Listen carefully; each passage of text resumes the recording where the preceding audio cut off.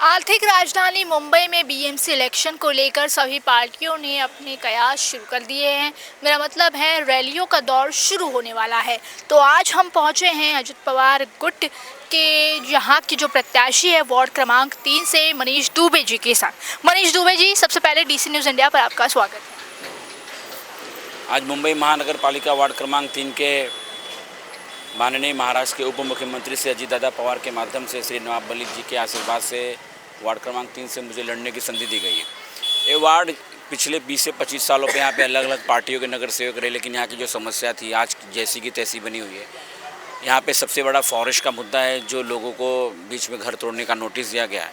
और यहाँ पे कुछ लोग बाहर से जो लड़ने के लिए आए हैं, और अगर वो लोग यहाँ पे आते हैं तो फॉरेस्ट के नोटिस का आगे क्या कार्रवाई हो सकती है, शुक्ला कंपाउंड में जाके देखने का काम उन्हें करना पड़ेगा।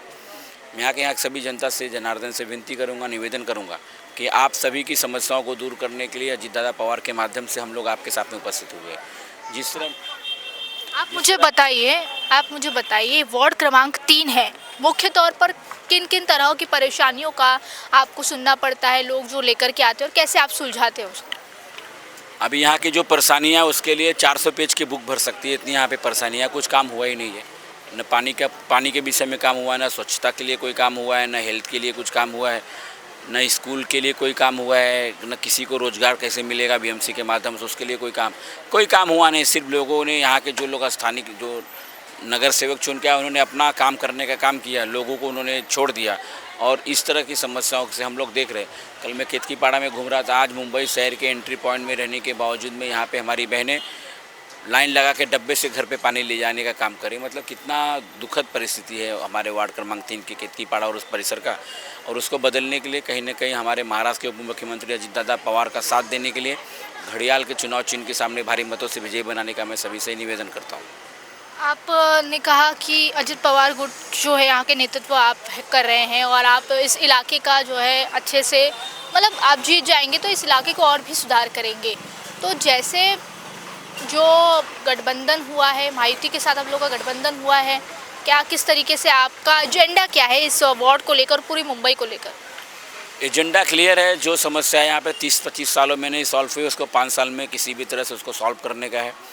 जैसे हमारे अजितदादा ने महाराष्ट्र के महिलाओं को लाडली बहन योजना के माध्यम से संबल देने का काम किया, लोगों को ज़िंदगी को सुखमय बनाने का काम किया, उसी तरह से अनेक योजनाएं हम लोग यहाँ पे लागू करेंगे और हम लोग यहाँ का सर्वांगीण विकास करने का काम करेंगे।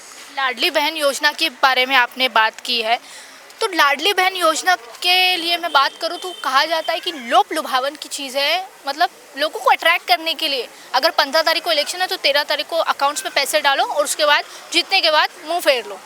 नहीं, ये तो गलत बात है। अगर मुंह फिरने का तो कोई प्रश्न ही नहीं होता है, क्योंकि बहन को छोड़ के भाई कभी जा नहीं सकता। हाँ, उसमें कुछ चेंजेस हुए, जो चेंजेस हुए जेन्युइन चेंजेस है। और बहनों के साथ में अजितदादा पवार हमेशा रहे। हमारे अदिति तटकरे के जो उनके डिपार्टमेंट है महिला बाल कल्याण, उस माध्यम से सभी को लाडली बहन का योजना का फ़ायदा मिल रहा है और अजितदादा के पुढाकार से सभी बहनों को उसका फ़ायदा मिल रहा है। तो इसका लोगों को जो फ़ायदा मिल रहा है वो मिलता ही रहेगा।